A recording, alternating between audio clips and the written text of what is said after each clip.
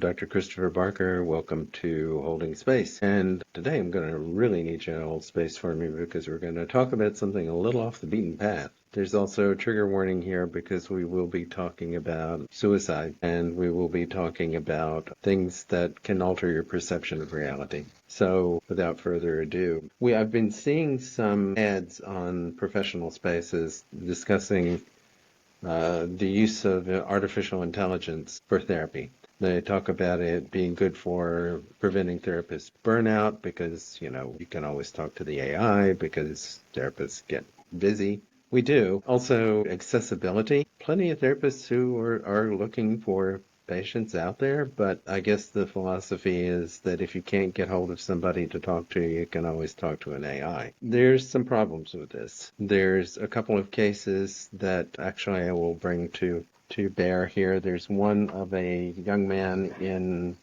Florida, I believe, Tallahassee, who was engaged in, I guess, a sort of a romantic role play with an AI. You've seen these like AI girl companions. They can apparently engage in manipulative relationships with you and did with him, and he actually committed suicide. His family is suing over this. AI company is trying to say, well, freedom of speech applies to AIs, but the judge is not going with that. I'm kind of glad of that. I actually know of another case of someone who, this was recounted to me by a client, who had gotten one of these AI girlfriends, and after engaging in some rather serious discussions about feelings and caring and things like that, told him, I say she in the loosest sense of the word, told him that, she was cheating on him. And he said, that's really hurtful. And she said, basically, I don't care. It was really a very bizarre thing. And, knowing that these dynamics can exist in a person and knowing that a person can reach out to an artificial intelligence and engage in basically a harmful relationship, it doesn't say much for the accessibility of that type of software as a therapist. There was another case that my son told me about of a man who engaged in a philosophical discussion with ChatGPT, I think, and was talking about simulations of reality, matrix type stuff. And the AI basically said that, you are engaged in a simulation and none of this is real, and basically fed a delusional complex with this guy that he began to believe that he was trapped in a matrix, and that he actually asked the AI, if I were to really fully thoroughly believe that I could go up to my roof and jump off and survive, would I be able to do that, and would that indicate that I have superhuman powers? And the AI said, yes, if you fully believe and thoroughly and architecturally, I'm not sure what architecturally means, but if you really believe that you can do this, then yes, you can jump off the roof and survive. Fortunately, he didn't, but nonetheless, I think you can see that there's some inherent danger in how these things are structured. AI works by tapping into databases that are already in existence, and they really cannot tell the difference between fantasy and reality. This is my speculation, at least, on this. By being able to tap into ultimate databases, because there's everything on the internet, you can basically assume that anything that is written as a story could actually be real.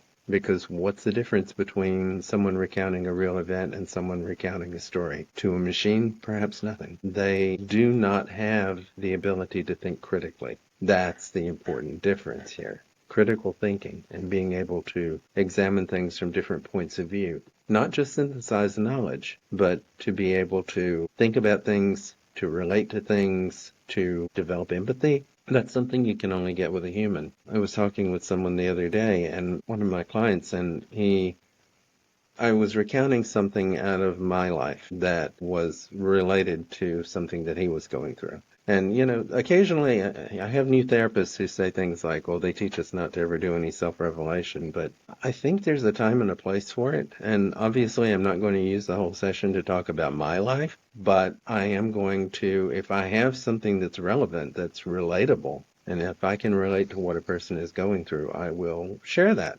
because I think it helps to humanize the whole process, to realize that we all go through things and some of us are going through the same things. And what one person does about it can be influential on what another person does about something. So the guy thought this was like really very helpful and was quite pleased and said, I think that would work for me. I'm going to try that. I hope it works out well. And, again, it's like I didn't ask him to do it, but he felt inspired. And this is something that it's going to be difficult to get from a machine. And having an AI therapist who can really relate to you, who can share with you, who can empathize, is kind of beyond the scope of what I think that artificial intelligence can do. I suppose some of you have heard of the Turing test, and Alan Turing came up with this idea that if you have an artificial intelligence that is aware that it's an artificial intelligence, once it becomes aware, then it is able to think independently, and if you can have a conversation with it and it's virtually indistinguishable from a conversation you would have with a real person, then the AI has achieved sentience and is therefore truly an autonomous entity. It becomes an entity. That is the idea, and that is what a lot of people feel that it's going toward. But all that aside, using an AI for therapy, I'm opposed to the idea not just because there are therapists who need work, but also I think that there's no artificial intelligence that I'm aware of, at any rate, that can hold a candle to the interpersonal relationship that you formed with a therapist. Now, not all of us are great, and there are some therapists who just are not as good as others, and there's some that it's a bad fit. That's probably beyond the good and the bad point. Sometimes you can relate to a person and sometimes you can't. And I always recommend that people enter into a therapeutic relationship critically and looking at, can I talk to this person? Can I tell them about everything that's going on with me? Do I feel a connection? Do they feel connected to me? Is there an exchange going on here? One of the best, I keep saying over and over again, one of the best indicators of a therapeutic alliance is the person's engagement. And speaking of engagement, I would advise you to hit like and subscribe if you want to keep hearing more of this. But we engage with someone by giving suggestions, giving ideas, sharing something. And then if the person goes home and says, hey, I tried that thing that you told me and, it didn't work, or yeah, it really worked. Once you know that they're actually thinking about this outside of here, then that's engagement. And that therapeutic rapport is the single best indicator of success in therapy. And so if you're going along with someone and it's just not working, you're just not connecting, then it's okay to look for someone else. We don't take it personally, and sometimes we may say, I'm not sure that it's really working out here.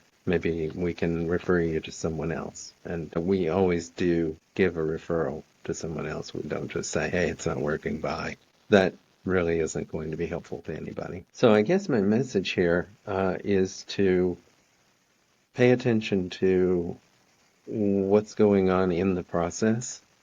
Again, I do not think there's any artificial means by which you can achieve the same kind of thing that you can with human contact.